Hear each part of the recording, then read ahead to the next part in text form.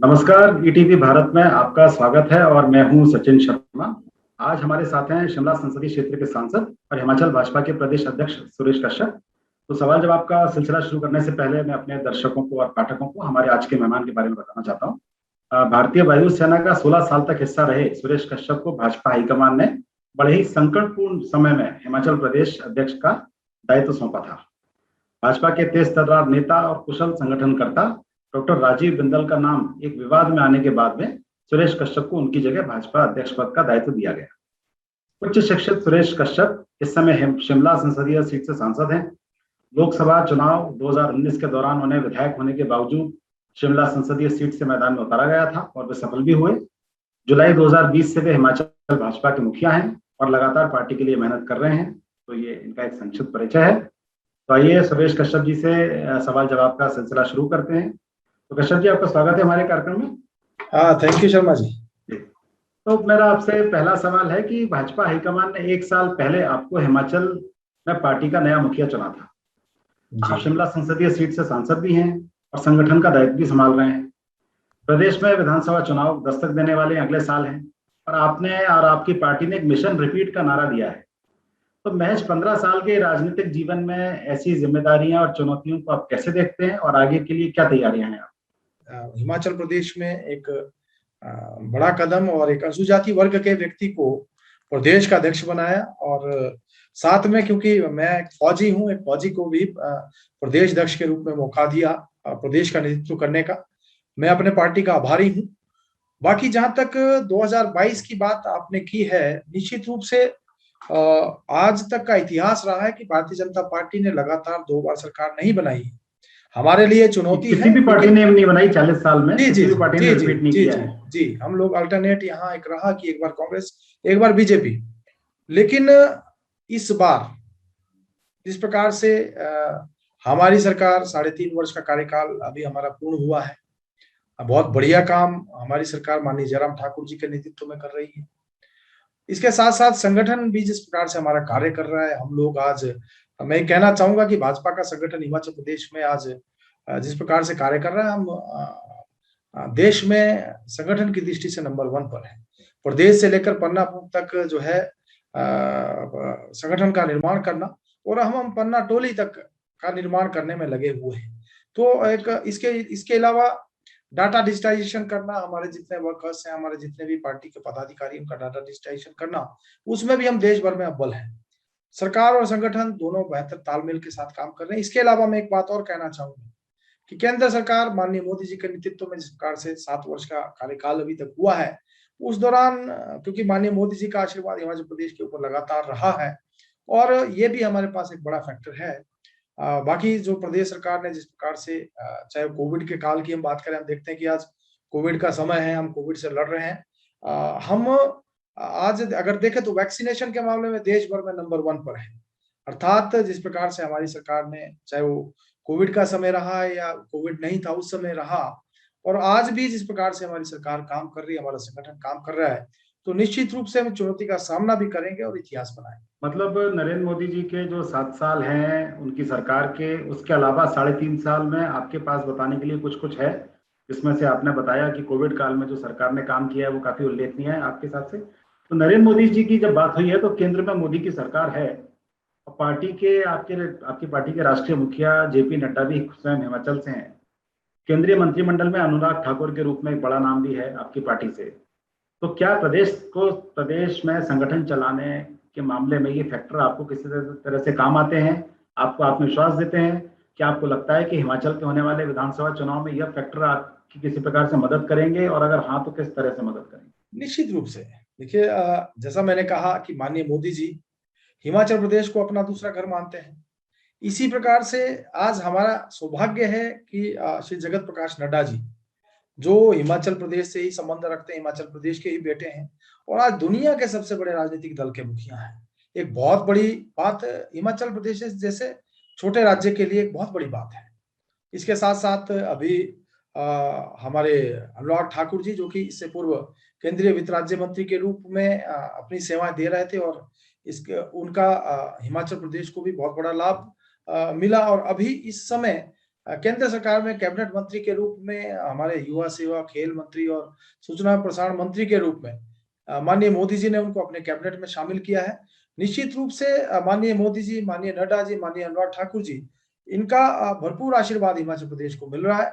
आगे भी इसी प्रकार से मिलता रहेगा और प्रदेश सरकार और केंद्र की सरकार और हमारा जो संगठन के शीर्ष नेतृत्व माननीय नड्डा जी, जिस प्रकार से उनका लगातार आशीर्वाद हिमाचल प्रदेश को मिलता है, हमारे लिए हर प्रकार से उनका मार्गदर्शन, उनके दिशा निर्देश और उसका हमको बहुत फायदा मिल रहा है। निश्चित रूप से उनके मार्गदर्शन में जहाँ भारतीय जनता पार्टी हिमाचल प्रदेश में सुदृढ़ हुई है और आगे बढ़ेगी, इसी प्रकार से माननीय मोदी जी, माननीय अनुराग ठाकुर जी, इनका भी लगातार आशीर्वाद हिमाचल प्रदेश को मिल रहा है। कश्यप जी, अभी आपने अपने राजनीतिक जीवन के बारे में बताया, 15 साल का आपका राजनीतिक जीवन काफी हैपनिंग रहा है, लेकिन जैसा जितना कि हमें बताया कि राजनीतिक जीवन के नजरिए से देखें तो आपको अचानक ही बड़े बड़े दायित्व मिले हैं। सरकार और संगठन में कई प्रभावशाली नेता हैं जो उम्र व अनुभव में आपसे बड़े हैं। आप इन परिस्थितियों में कैसे तालमेल बिठाते हैं? जहां तक पद का सवाल है तो आप पार्टी के प्रदेश के सर्वे सर्वा हैं, लेकिन कई बड़े नेताओं के साथ में आप तालमेल कैसे बिठाते हैं और उनका आपको अपेक्षित सहयोग मिल रहा है कि नहीं? देखिए, मेरे लिए ये बहुत सौभाग्य की बात है। हिमाचल प्रदेश में आज हमारे पास वरिष्ठ नेताओं की एक लंबी फहरिस्त है। माननीय शांता कुमार जी, माननीय प्रेम कुमार धूमल जी, इसके अलावा भी हमारा जो बहुत सारे शीर्ष नेतृत्व, बहुत वरिष्ठ लोग आज हिमाचल प्रदेश में हैं। लेकिन मुझे प्रदेश अध्यक्ष के रूप में लगातार इन सबका आशीर्वाद मिलता रहा। जब भी कहीं पर भी कोई भी किसी भी प्रकार की मुसीबत आती तो वरिष्ठ नेतृत्व का सहयोग और उनके दिशा निर्देश से हम काम करने का प्रयास करते हैं और लगातार उनका आशीर्वाद जो है मेरे ऊपर बना रहता है। मुझे 1 वर्ष का कार्यकाल मैंने प्रदेश अध्यक्ष के रूप में पूर्ण कर लिया है, लेकिन कहीं पर भी किसी प्रकार की दिक्कत कोई टसल नहीं है, आपके हिसाब से सब स्मूथ है, बहुत बढ़िया है। तो जैसे संगठन के तौर पे भाजपा हमेशा सक्रिय रहती है, मुख्य विरोधी दल कांग्रेस के मुकाबले भाजपा की सक्रियता हाल के वर्षों में काफी अधिक रही है। जब से मोदी जी और अमित शाह जी आए हैं पटल पे, तब से काफी तेजी से पार्टी भी बढ़ी है, नो डाउट। इसके बावजूद आप नगर निगम चुनाव में सोलन और पालमपुर में सफलता हासिल नहीं कर पाए। कांग्रेस में अध्यक्ष पद संभाल रहे कुलदीप राठौर भी उस पद पर पहली और नई पारी खेल रहे हैं, बिल्कुल आपकी तरह से। ऐसे में आप कांग्रेस से किस तरीके की चुनौती मिलते हुए देख रहे हैं अपने प्रदेश में? देखिए शर्मा जी, मैं आपको एक बात बताना चाहूंगा कि 2014 से लेकर भारतीय जनता पार्टी ने एक भी चुनाव नहीं हारा।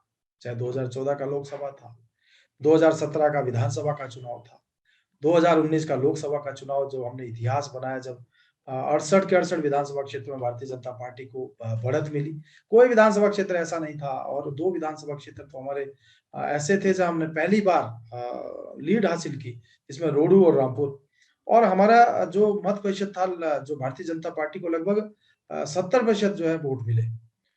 इसके बाद 2 बाई इलेक्शन हुए जहां से मैं विधायक था, वहां पछाड़ विधानसभा क्षेत्र और धर्मशाला, जहां से किशन कपूर जी हमारे सांसद बने, वो भी हमने जीते। अब उसके बाद अभी जो पंचायती राज जो स्थानीय निकाय के चुनाव हुए, उसमें भी जो 11 जिला परिषद में से 9 हमने जीती। हमारे जो बीडीसी जो हमारी थी, उसमें भी 70% हमने जीते। ऐसे हमारे जो पंचायती राज के जो नुमाइंदे हैं, लगभग 70% हमारी पार्टी की जीत कराए। वो तो एक्चुअली जो रूलिंग पार्टी रहती है उसको फायदा मिलता है, कांग्रेस रहती है तो उसको भी मिलता है, क्योंकि हर 5 साल बाद रोटी पलट दी जाती है आपकी जनता द्वारा।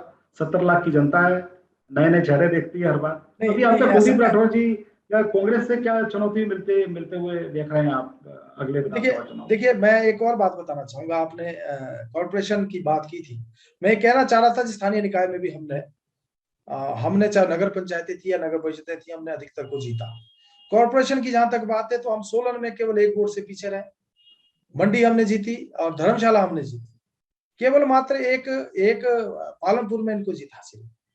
और जहां तक आज हम कांग्रेस पार्टी की बात करें, कांग्रेस पार्टी तो आज मैं कहना चाहूंगा कि उनका कुनबा पूरी तरह से बिखरा हुआ है। लेकिन एक वोट की बड़ी महत्ता होती है साहब। 1 वोट से अटल बिहारी वाजपेयी की सरकार गिर गई, राजस्थान के सीपी जोशी हार गए जो मुख्यमंत्री बनते अगर जीत जाते। लेकिन कोई अप्रत्याशित हार नहीं। और मैं दूसरी बात आपको बताऊंगा, वहां पर जो मत प्रतिशत है, total votes Bharatiya Janata party को अधिक मिले, कांग्रेस से ज्यादा वोट भारतीय जनता पार्टी को मिले, कांग्रेस को कम वोटें मिली। हम वोट मत प्रतिशत हमारा ज्यादा है, लेकिन अच्छा, मैं चलिए चुनौती की बात नहीं करता। आपने कहा कि मतलब आपके हिसाब से कोई चुनौती नहीं है, आप प्रिसाइजली आप मेरी बात को समझिएगा कि हिमाचल में करीब 4 दशक से कोई भी राजनीतिक दल सत्ता रिपीट नहीं कर पाया है सत्ता में, 40 साल से। तो आपके पास भाजपा सरकार के रिपीट करने के लिए जो मिशन रिपीट का जो फॉर्मूला है, उसको धरातल पर उतारने के लिए क्या है, मतलब वो फॉर्मूला क्या है जिससे आप मिशन रिपीट को अंजाम देंगे, 40 साल देखिए की परंपरा को तोड़ेंगे? देखिए मैंने कहा, आप पहले भी मैंने कहा कि जिस प्रकार से हमारी, अभी मैं आपको बताना चाहूंगा कि 3.5 वर्षों के दौरान अभी तक इस सरकार के ऊपर, जैसा होता है कि पिछली बार मैं जब विधायक था और कांग्रेस की सरकार थी, तो सरकार बनने के 1 साल के अंदर अंदर ही सरकार के खिलाफ एक माहौल जो है बनना शुरू हो गया था। और ये निश्चित हो गया था, साल 1.5 साल के बाद ही निश्चित हो गया कि अगली बार भारतीय जनता पार्टी की सरकार हिमाचल प्रदेश में बनेगी। लेकिन अभी 3.5 वर्ष का कार्यकाल सरकार का हो गया है। कांग्रेस पार्टी के पास इस सरकार के खिलाफ कहने के लिए कुछ भी नहीं है। किसी प्रकार का कोई भी स्थायी मुद्दा आज इस सरकार के खिलाफ किसी भी राजनीतिक दल है, मुख्य राजनीतिक दल कांग्रेस ही है, उसके पास कोई भी स्थायी मुद्दा आज इस सरकार के खिलाफ कहने के लिए नहीं है। हम चाहे विकास की बात करें, उसमें भी हमारी सरकार बहुत बेहतरीन ढंग से काम कर रही है। और जहां कोविड मैनेजमेंट की बात है, उसमें भी हमारी सरकार बहुत बताया बढ़िया था। काम कर रही है। तो अच्छा निश्चित कश्यप जी, जी हिमाचल में 4 उपचुनाव होने हैं। जुब्बल कोटखाई फतेहपुर विधानसभा क्षेत्र में टिकट को लेकर गुटबाजी दिख रही है। पार्टी विद डिफरेंस का नारा बुलंद करने वाली भाजपा के लिए गुटबाजी कितनी बड़ी चुनौती है, और आप भारतीय वायुसेना के सिपाही हैं, तो इस जंग पर आप किस तरीके से फतेह हासिल करेंगे, गुटबाजी देखिए, के खिलाफ जंग? हाँ जी, देखिए मैं स्पष्ट रूप से कहना चाहूंगा कि भारतीय जनता पार्टी में किसी प्रकार की गुटबाजी नहीं है। चारों सीटों के ऊपर भी कहीं पर भी कोई गुटबाजी नहीं है। देखिए, चुनाव लड़ने का अधिकार सभी लोगों को है, बहुत सारे लोग टिकट के चाहवान होते हैं, लेकिन जैसे ही चुनाव की घोषणा हो जाएगी, प्रत्याशी तय हो जाएंगे, तो पूरी पार्टी उसके पीछे लेकिन जैसे लगेगी। आपने बोला कि गुटबाजी नहीं है, मतलब आपने हमारा प्रश्न खारिज कर दिया। इसमें हम एक आपको बात कहना चाहते हैं कि जुब्बल कोटखाई में बीजेपी विधायक नरेंद्र बरकटा के देहांत के बाद उनके बेटे केतन को टिकट देने की चर्चा है। वहीं नीलम जैसे आपके वरिष्ठ कार्यकर्ता टिकट की मांग कर रहे हैं। फतेहपुर में तो आलम यह है कि एक अनार 100 बीमार। कांग्रेस विधायक सुजान सिंह पठानिया के निधन से खाली हुई सीट में बीजेपी की तरफ से कई सारे दावेदार उभर कर आए हैं, जिनमें पूर्व सांसद कृपाल भी शामिल हैं। तो इस गुटबाजी को थामने के लिए आपके प्रभारी अविनाश राय खन्ना को मोर्चा संभालना पड़ा था बीच में। ऐसा पूरा एक घटनाक्रम हमारे सामने आया था, जिस वजह से हमने प्रश्न आपके लिए तैयार किया। नहीं नहीं शर्मा जी, मैं आपको बता, जैसा मैं कह रहा था कि एक एक हर सीट के ऊपर टिकट के चाहवान कई लोग होते हैं, ठीक है, लेकिन जैसे ही टिकट का निर्णय हो जाएगा, प्रत्याशी तय हो जाएगा, पूरी पार्टी उसके साथ लग जाती है, पूरी पार्टी उसके साथ लग मतलब जाएगी। आपका कहना है कि गुटबाजी टिकट की घोषणा होने तक है, उसके देखिए, बाद एक दूसरे की काट कोई नहीं करेगा, सब मिलके पार्टी के लिए बिल्कुल चुनाव लड़ेंगे, ये आपका बिल्कुल कहना निश्चित रूप से सभी लोग, और बाकी अभी भी सभी लोग मिलकर काम कर रहे हैं। पार्टी का जो भी कार्यक्रम होता है उसमें सब लोग सम्मिलित हैं, और जैसे ही हमारा प्रत्याशी तय हो जाएगा, तो उसके बाद सब लोग पार्टी के साथ लगेंगे और कमल का फूल खिलाएंगे। है। अच्छा, तो ये हिमाचल में कांग्रेस के अभी सबसे बड़े जो स्तंभ हैं, आधार स्तंभ थे वीरभद्र सिंह जी, उनका साया कांग्रेस के ऊपर से छिन गया है। कांग्रेस में फिलहाल कोई सर्वमान्य नेता भी नहीं दिखाई दे रहा है जिसके नाम पे सब लोग एक साथ एकजुट हो सकें। तो क्या आपको लगता है कि संगठन के तौर पर कांग्रेस हिमाचल में भाजपा के लिए अब किसी उस प्रकार की चुनौती पेश नहीं कर पाएगी जैसे कि वीरभद्र सिंह जी के रहते करती? तो क्या आप उसको आप आसान शिकार मानते हैं कि अभी भी दुश्मन को कमजोर न समझने वाली बात पर डटे हुए हैं? देखिए, मैं पहले भी कह रहा था कि आज वीरभद्र जी के जाने के बाद, उनके देहावसान के बाद, और उससे पहले भी कांग्रेस पार्टी कई धड़ों में बंटी हुई है। हम्म। लेकिन अब श्री वीरभद्र सिंह जी का जब देहांत हो गया, उसके बाद तो एक होड़ जैसी कांग्रेस पार्टी में लग गई है, और हर कोई मुख्यमंत्री बनना चाहता है। कोई वो कहता है कि कांगड़ा से मुख्यमंत्री होना चाहिए, कोई कहता है कि शिमला से मुख्यमंत्री होना चाहिए, कोई दूसरी जगह से। और यहाँ पर केवल होड़ इस बात की है कि हर कोई मुख्यमंत्री बनना चाहता है। तो आज जो स्थिति कांग्रेस पार्टी की है, तो मैं समझता हूँ कि जिस प्रकार से धड़ों में बटी आज कांग्रेस पार्टी है, कोई चुनौती भारतीय जनता पार्टी के लिए मेरे सामने नहीं, आज हमारे सामने नहीं है। अच्छा, अब आपकी थोड़ी सी सरकार की बात करते हैं, जिसका आपने कहा कि सब बहुत बढ़िया चल रहा है। अब मेरा आपसे दो, मैं लास्ट अपने क्वेश्चन पूछूंगा, दोनों महत्वपूर्ण है। कि विरोधी अक्सर ये आरोप लगाते रहते हैं कि जयराम सरकार का अफसरशाही पर नियंत्रण नहीं है। अब वो नियंत्रण के लिए या जिसकी वजह से हाल ही में आपके मुख्य सचिव जो हैं अनिल खाची, जो भारत के टॉप ब्यूरोक्रेट्स में न सिर्फ शामिल हैं बल्कि नरेंद्र मोदी भी उन्हें पसंद करते थे, आपने एक मंत्री की जिद के चलते आपने मतलब आपकी सरकार ने उनको अचानक से बदल दिया, जबकि वहीं आपके डीजीपी संजय कुंडू, वो आपकी सरकार उन पे खास मेहरबान रहती है, उनके पास तमाम अधिकार हैं, बीच में वो आईएएस वाली पोजीशन भी संभाले हुए थे जब उनको सचिव बना दिया। तो क्या इन सब बातों से सरकार की जनता के सामने बदनामी नहीं हो रही है, और हो रही है तो क्या पार्टी को इसकी चिंता नहीं है? नहीं, देखिए, जहां तक सरकार की वर्किंग की बात है या फंक्शनिंग की बात है, ये सरकार तय करती है। सरकार में कौन व्यक्ति क्या होगा, लेकिन चुनाव तो पार्टी को लड़ना है। कौन से सरकार में ये माननीय मुख्यमंत्री जी का और सरकार का प्रोरोगेटिव है कि किस अधिकारी को कौन सी जिम्मेदारी सौंपनी है। और जो भी चाहे खाची जी की बात करें या आपने कुंडू जी की बात की है, जिसको जो भी दायित्व, जो भी जहां जिस भी पोस्ट पर रखा गया है, ये सरकार का निर्णय है। लेकिन मैं ये कहना चाहूंगा कि सरकार या मुख्यमंत्री जो भी निर्णय लेते हैं वो सारे पहलुओं को ध्यान में रखते हुए और किस प्रकार से सरकार की फंक्शनिंग को और इफेक्टिव बनाया जा सके, उस दृष्टि से निर्णय लिए जाते हैं। जो भी निर्णय माननीय मुख्यमंत्री जी ने लिए हैं सरकार के हित में, प्रदेश हित में है। और जहां तक पार्टी की बात है, तो पार्टी और संगठन और सरकार दोनों मिलकर अच्छे ढंग से काम कर रहे हैं। हर स्थिति के लिए, हर चुनौती के लिए हम लोग तैयार हैं और भारतीय जनता पार्टी हर चुनौती का सामना क्योंकि कश्यप जी, जैसा मैंने देखा, जैसे 70 लाख की आबादी इतनी है, जैसे उत्तर प्रदेश में कई शहरों की आबादी ही इतनी है जितनी की हिमाचल प्रदेश की पूरी आबादी है। वहाँ पे चीफ सेक्रेटरी हो, डीजीपी हो, चीफ मिनिस्टर हो, सब उनकी विजिबिलिटी बड़ी क्लियर है, मतलब जनता को बड़े साफ साफ दिखाई देते हैं, वो जो बड़े राज्यों में इतना पॉसिबल नहीं होता, छोटे राज्य में। तो इसलिए चीफ सेक्रेटरी, सीएम, डीजीपी, जो प्रमुख लोग हैं, इनके आपस के संबंध, आपस में क्या चल रहा है, इनके एक्शन रिएक्शंस बहुत जल्दी जनता तक पहुंचते हैं, इसलिए मैंने क्वेश्चन पूछा था। बहरहाल आपको वो सब काफी ठीक लग रहा है। अब मेरा आपसे सबसे महत्वपूर्ण और आखिरी सवाल भी है कि आप खुद दलित वर्ग का प्रतिनिधित्व करते हैं, जैसा कि अभी आपने कहा भी इंटरव्यू की शुरुआत में, और आप एक साधारण से कार्यकर्ता से शुरू होकर विधायक, सांसद और आज प्रदेश के अध्यक्ष हैं अपनी पार्टी के। तो हिमाचल में राजपूत और ब्राह्मण डोमिनेटिंग पॉलिटिक्स लंबे समय से है, सब जानते हैं वाली बात को। तो इस सामाजिक समीकरण को आप किस तरह देखते हैं? खुद कैसे इन ताकतवर जातियों और इन जाति के ताकतवर नेताओं को कैसे साथ पा रहे हैं आप? देखिए, मैंने जैसे शुरू में ही कहा था शर्मा जी, ये केवल भारतीय जनता पार्टी में भी ऐसा संभव है कि कोई अनुसूचित जाति वर्ग का व्यक्ति जिसको कि भारतीय जनता पार्टी का प्रदेश का मुखिया बनाया जाए, और एक फौजी को और एक अनुसूचित जाति, एक दलित वर्ग के व्यक्ति को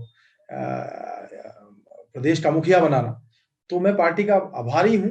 और मैं आपको बताना चाहूंगा कि जहां तक हिमाचल प्रदेश की बात है और प्रदेश अध्यक्ष के रूप में मुझे किसी भी प्रकार की कहीं पर भी कोई दिक्कत सामंजस्य बनाने में नहीं आ रही है। मुझे हर स्तर के ऊपर अपने वरिष्ठ नेतृत्व का और सभी का सहयोग मिल रहा है, और मैं सभी के सहयोग से पार्टी के काम को आगे बढ़ाने में कामयाब हुआ हूं और लगा हुआ हूं। निश्चित रूप से आने वाले समय में भी हम इसी प्रकार से आगे बढ़ेंगे और जो लक्ष्य हमारे समक्ष है उसको हम हासिल करेंगे। तो एटीवी भारत से बात करने के लिए कश्यप जी आपका बहुत बहुत धन्यवाद। और हम अपने दर्शकों से कहना चाहते हैं कि हम आगे भी इसी तरह से देश के अलग अलग राज्यों के महत्वपूर्ण लोगों से आपको मिलवाते रहेंगे। धन्यवाद। Thank you. ठीक है कश्यप जी, है ना? चलिए, नमस्कार। फिर मुलाकात होगी। Okay, thank you.